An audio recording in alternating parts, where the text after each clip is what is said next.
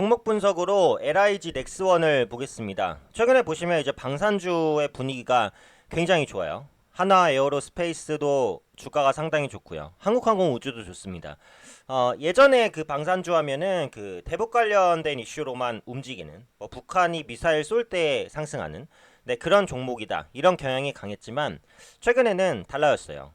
그래서 북한과 이슈를 결부시키지 않아도 상승할 수 있는 성장 모멘텀이 풍부하게 발생하고 있기 때문에 이런 부분들에 좀 초점을 맞춰서 말씀드리도록 하겠습니다. 우선은 이제 방산주 전반에 대해서 주목을 해야 되는 이유라고 보시면 될 것 같은데, 최근에 보시면 기획재정부가 2020년 예산안을 정했어요. 그렇죠? 2020년 예산안 총 153조 5천억을 할당했습니다. 153조 5천억. 네, 역대 최대치죠. 500조를 넘은 것도 처음이에요.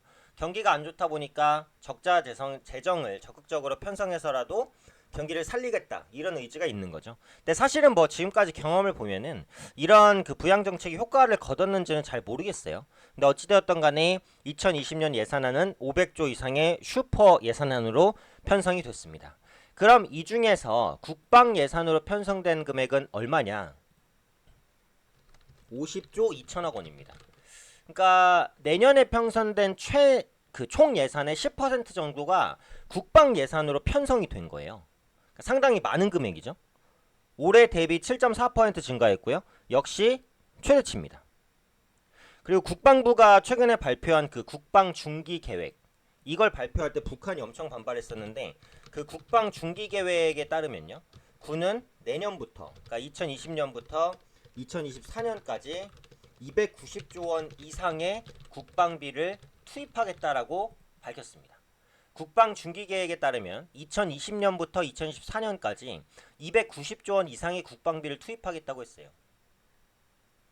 그 말은 뭐죠?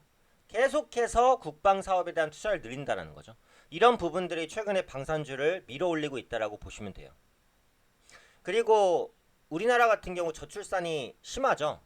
네, 지금 합계 출산율이 1 밑으로 떨어진 상황인데, 그러다 보니까 군대에 갈 수 있는 인원도 줄어들어요. 그래서 병사에 대한 의존도를 줄이고 기계화를 높여서 전투력을 보강하려는 목적을 가지고 있어요. 이런 부분도 방산 업체에는 어때요? 당연히 기회 요인이 된다고 볼 수 있겠죠. 그리고 제가 이슈로도 체크를 해드렸습니다만, 일본과의 지소미아 협정이 종료가 됐습니다. 지소미아는 한일 군사 정보 보호 협정이에요. 그 협정이 종료됐다는 건 뭐예요? 일본과 뭔가 군사적인 그런 기밀한 사안들을 빠르게 주고받을 수 있는 통로가 일단은 없어졌다라는 부분이에요. 그렇다는 건 뭐예요? 자주 국방에 대한 필요성이 더 확대가 됐다는 거죠. 각국에서도 국방비를 늘리면 늘렸지 줄이지는 않습니다. 그래서 LIG 넥스원의 유도 무기라든지 뭐 수중 무기, 레이더, 이런 부분에 대한 수주가 증가할 가능성이 높아졌다, 이렇게 보실 수 있는 거죠. 그리고 이제 최근에 또 이슈가 되고 있는 부분 하나가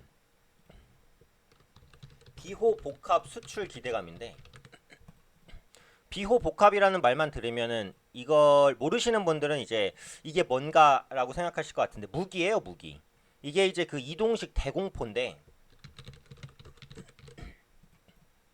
직역하면 뭐예요? 움직이는 하늘을 포격할 수 있는 무기라는 거예요. 공중 표적을 사격합니다. 하늘로 향해서 쏠 수 있는 탱크다, 뭐 이렇게 보시면 될 것 같아요. 이 비호복합에 대한 수출 기대감이 큰데, 세계 2위의 무기 수입국이 인도입니다. 근데 인도의 그 국방장관이 이번 주 금요일 6일에 국내 방산업계 경영자들을 만나서 간담회를 개최하기로 했어요. 여기에 이제 LIG 넥스원, 한국항공우주, 현대로템, 이런 기업들이 다수 참여를 하는데요. 이 비호복합이라는 것은 한화 디펜스가 만들었습니다. 한화 디펜스가 만들었지만 여기에 이제 그 들어가는 유도 무기가 있는데, 이 유도 무기를 LIG 넥스원이 만들었단 말이에요. 그래서 이 비호복합의 인도 수출이 본격화된다라고 한다면 LIG 넥스원이 수혜를 받을 수 있는 거예요.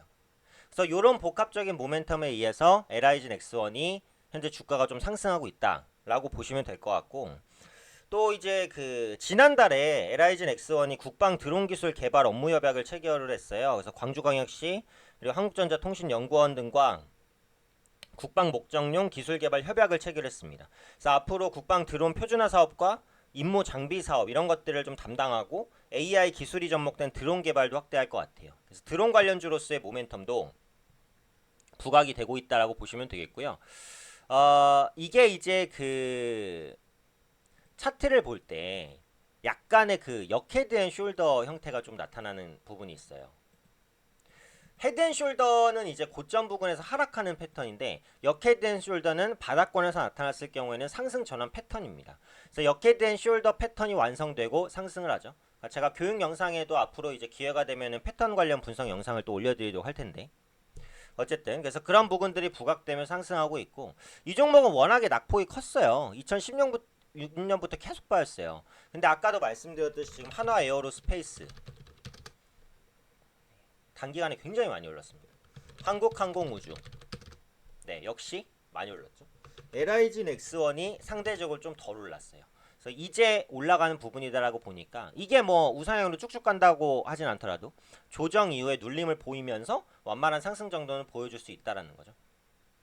그래서 이제 방산 관련된 전반적인 둘러싸이는 모멘텀과 LIG 넥스원의 모멘텀을 같이 한번 분석을 해드렸습니다. 그래서 최근에는 이제 시장이 조금 흔들리기는 해도 뭐 그렇게 나쁜 시장은 또 아니다라고 보여지기는 또 해요. 그러니까 섹터별로 이제 선택을 잘 하면은 수익을 낼 수 있는 장이다라고 판단을 하고 있으니까 항상 시황을 보는 눈을 놓치지 말고 계속해서 가져가시면 좋겠다. 그래서 그런 부분들이 섹터 발굴이나 종목 발굴에 대한 눈을 더 키워주고 궁극적으로는 나에게 평생 돈을 벌 수 있게 해주는 무기를 주는 거니까요. 항상 공부 게을리하지 말고 저도 항상 더 열심히 노력해서 정보 제공해 드릴 수 있도록 하겠습니다.